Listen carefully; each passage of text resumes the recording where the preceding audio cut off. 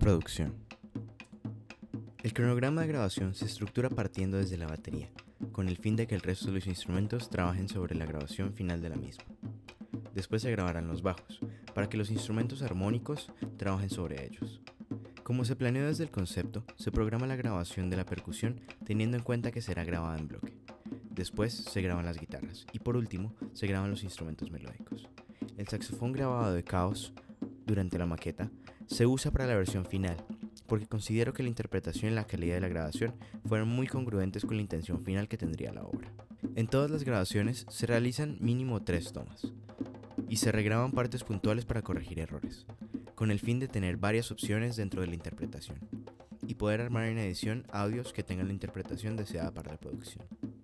La grabación se realiza en su mayoría en la Universidad de ICESI, con excepción de las guitarras, que fueron grabadas por línea directa en Saban Studios y reamplificadas usando los procesadores externos como pedales.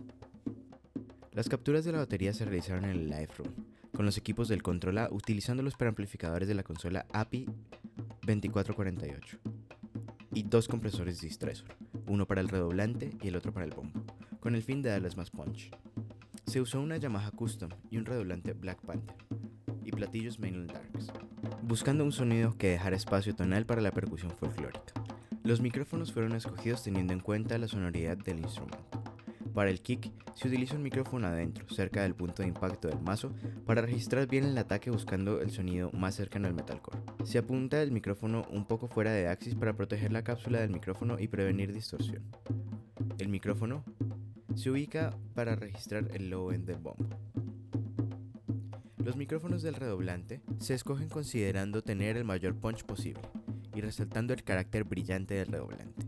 Para los toms se usan micrófonos dinámicos que soportan presión sonora y den un carácter tonal versátil para poder moldear el sonido en la etapa de postproducción. Para los platillos y los rooms se utilizan micrófonos de condensador pensando en la velocidad del registro y el carácter tonal que tienen en las frecuencias altas y medias altas. Los micrófonos más próximos a la batería utilizan un pad de atenuación para evitar distorsión y tener mayor control sobre la estructura de ganancia.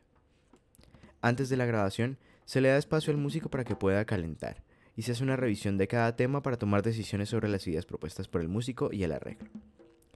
De igual forma, se procura trabajar en pro de la comodidad del músico, para poder tener la mejor interpretación posible. Esto también incluye un tiempo dedicado a configurar el monitoreo del músico. Durante toda la grabación hay una comunicación constante con el músico, y se revisa cada toma hasta estar satisfecho con el resultado. En este caso, algunas tomas se realizaron con cortes distintos para escoger los que se adapten mejor al producto final. La siguiente grabación se realiza en el Control B y el ISO Booth, con el bajista en el Control Room conectado con el amplificador utilizando tie lines. Para esta grabación se utilizó un bajo Marcus Miller M7, pedales Dark Glass Electronics, Alpha Omega y Super Symmetry, y un Ampeg Heritage Series.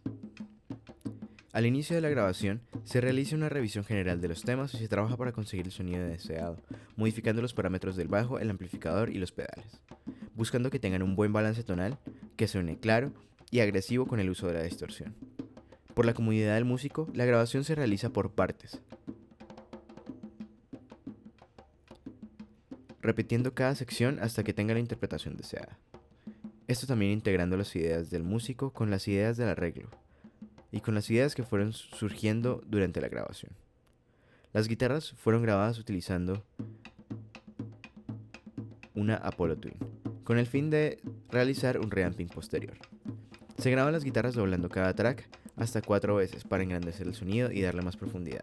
Para las grabaciones se utilizan 2 guitarras distintas, una de Angelico DLX 175 y una Ibanez Jake Bowen Signature JWM27.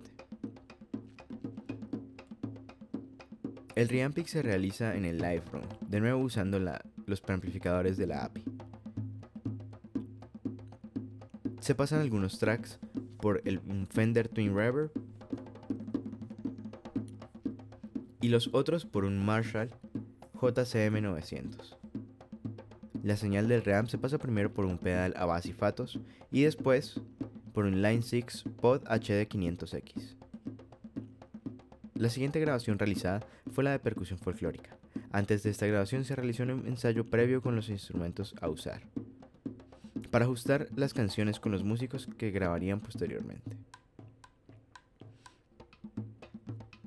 En este ensayo se terminan de integrar ideas y se llega a una propuesta para adaptar los ritmos del Caribe colombianos a una métrica de 7 octavos.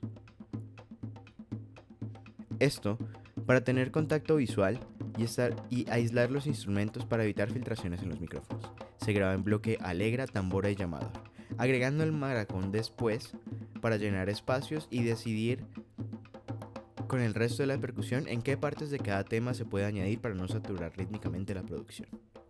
Se mantiene la inserción orgánica en cada tema durante la grabación y se decide editar lo menos posible para mantener esa sensación orgánica que refleja las formas tradicionales en que se interpretan los instrumentos del conjunto de gaitas y tambores. Luego se graban las voces principales en el control room y el ISO. Para ello se utiliza un Avalon VT737SP. Por el desgaste que supone, primero fueron grabadas las voces en limpio y luego los guturales. Los guturales fueron doblados para que tengan más profundidad y carácter dentro de la mezcla. Después se realizan varias tomas hasta tener suficiente material para editar la mejor interpretación de cada sección. Después de grabar las voces, se graba la gaita de Caos. El solo de saxofón de Caos no fue grabado nuevamente, ya que se utiliza la interpretación original usada en la maqueta. Por último, se graban los coros en una sala de práctica de la universidad, aprovechando su acústica y los paneles acústicos móviles que se encontraban en este espacio. Se graban los coros después de las voces principales para que la interpretación se ajuste al fraseo de las voces principales. Se realiza la edición de los elementos anteriores, integrando fragmentos de las distintas tomas y corrigiendo algunos errores, haciendo lo posible para que cada elemento siguiera sintiéndose lo más orgánico posible. El proceso de mezcla se realiza en Savannah Studios, utilizando las mismas cadenas de insertos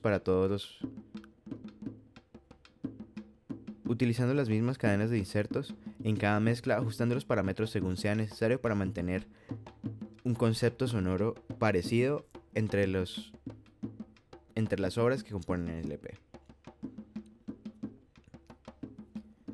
Primero se hace un proceso correctivo con la ayuda de ecualizadores paramétricos y de compresores que no otorguen mucho carácter a la mezcla.